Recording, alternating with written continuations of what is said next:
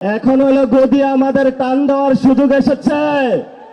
আমরা স্পষ্ট জানিয়ে দিতে চাই, গ্যাস দে, বিদ্যুৎ দে, নইলে গদি ছাইড়া দে। তারেক রহমান গদি ছাইড়া দেন।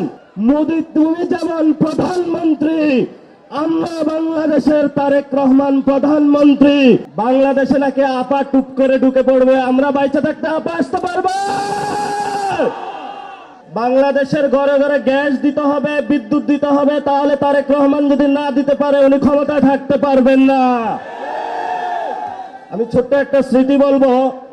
2013 সাল বেগম খালেদা জিয়া ঠিক এই জায়গায় বক্তব্য দেওয়ার জন্য এসেছিলেন। আমিও এইখানে এসেছিলাম, আপনাদের কাতারে ছিলাম। এখানে দেখি চেয়ার নিয়ে মারামারি শুরু করে দিয়েছিল তৎকালীন ছাত্রদল যুবদল। ওই সময় বুঝেছিলাম এরা হাসিনাকে ফালাইতে পারবে না। তখন আমরা ইনশাআল্লাহ পুরো বাংলাদেশে গুছানোর কাজ আরম্ভ করি। 17 বছর লেগেছে। সকল দল মিলে ফ্যাসিবাদী সরকারকে বাংলাদেশ থেকে বিতরণ করেছে। এখন আমরা শুনতে পাচ্ছি বাংলাদেশে নাকি আপা টুপ করে ঢুকে পড়বে, আমরা বাইচে থাকতে আপা আসতে পারবো। বাংলাদেশে যারা তরুণ প্রজন্ম রয়েছে, আপনারা সবাই ঐক্যবদ্ধ হন, বাসায় বাসায় যান।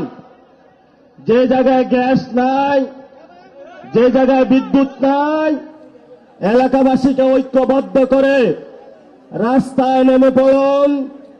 সরকার বলছে ভারত থেকে ডিজেল নিয়ে আসবে, তেল নিয়ে আসবে, ভারত আবার ইরান থেকে নিয়ে আসে। আমরা সরকারকে বলবো, সংসদে অনেক মিথ্যাচার করেছেন, জনগণের সামনে আপনাদের মুনাফিকি চরিত্র স্পষ্ট হয়ে পড়েছে। এখন হলো গদি আমাদের টান দেওয়ার সুযোগ এসেছে।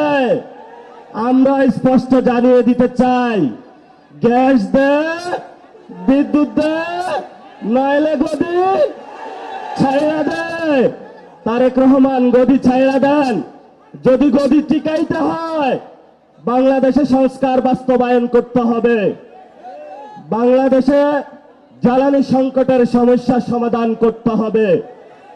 বাংলাদেশে ভারতের বিরুদ্ধে, অগ্রাসনের বিরুদ্ধে দাঁড়িয়ে চোখে চোখ রেখে বলতে হবে, মোদি তুমি যেমন প্রধানমন্ত্রী, আমরা বাংলাদেশের তারেক রহমান প্রধানমন্ত্রী। বাংলাদেশের আজাদী নিয়ে কোনো ছিনিমিনি খেলা চলবে না।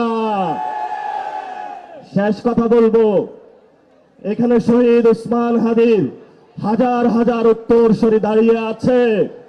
শহীদ ওসমান হাদি ভাইয়ের হত্যাকাণ্ডের বিচার হওয়া পর্যন্ত আমরা কি মাঠ ছাড়ব? শহীদ ওসমান হাদি ভাইয়ের উত্তরসূরিরা কি ঘুমিয়ে আছে? আজাদীর লড়াই চলবে।